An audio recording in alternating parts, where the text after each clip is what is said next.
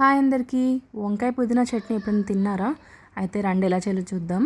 ధనియాలు, పల్లీలు, నువ్వులు, ఇంకా జీలకర్ర ఇవన్నీ కూడా మనము డ్రై రోస్ట్ చేసుకొని పక్కన పెట్టుకోవాలన్నమాట. సో ఒక కడాయి తీసుకొని దాంట్లో కొంచెం నూనె వేసుకుంటున్నాను నేను ఇక్కడ. నూనె కాగిన తర్వాత 2 పెద్ద సైజ్ టమాటాలు మంచిగా పండినటువంటి, ఇంకా 4-5 పచ్చిమిర్చి. మీకు ఇంకా కారం ఎక్కువ కావాలి అనుకుంటే ఇంకొన్ని యాడ్ చేసుకోండి, మీ కారానికి తగ్గట్టు పచ్చిమిర్చి. మంచిగా మెత్తగా ఉడికిపోవాలన్నమాట. యాక్చువల్లీ ఎండుమిర్చితో కూడా చేయొచ్చు, నేనైతే పచ్చిమిర్చితో చేశానన్నమాట. మీకు ఒకవేళ రెడ్ కలర్ రావాలి పచ్చడి అనుకుంటే ఎండుమిర్చి వాడచ్చు అనమాట. సో ఇప్పుడు నేను అది మగ్గిపోయిన తర్వాత పుదీనాని మంచిగా కడుక్కొని ఇందులో వేసుకుంటున్నాను. ఒక 2 కట్టలు పుదీనా వేస్తున్నా.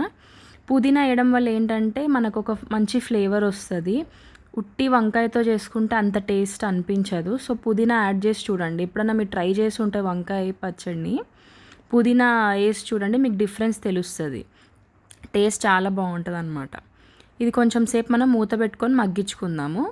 సో చూసారు కదా, ఇట్లా మగ్గిపోతుంది అనమాట. తర్వాత అదే ప్యాన్లో మనము వంకాయ ముక్కల్ని కట్ చేసుకొని వేసుకుందాం. నేను ఇక్కడ 3 పెద్ద సైజు వంకాయలు తీసుకున్నా. ఈ వంకాయలు కూడా మెత్తగా మగ్గిపోవాలన్నమాట. తోలు సపరేట్ అయిపోయేటంత మగ్గిపోవాలి. మీరు ఏ వంకాయలతోటైనా ట్రై చేయొచ్చు.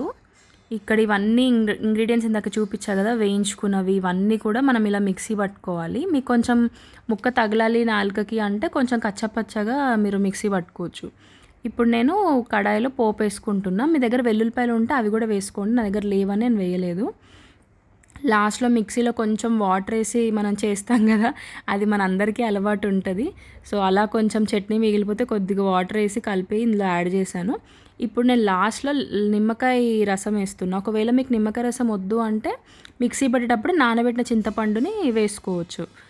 నాకు చింతపండు కంటే నిమ్మకాయ హెల్దీ కదా అని చెప్పేసి ఇది యాడ్ చేశాను అనమాట. ట్రై చేయండి, చాలా బాగుంటుంది. Thank you.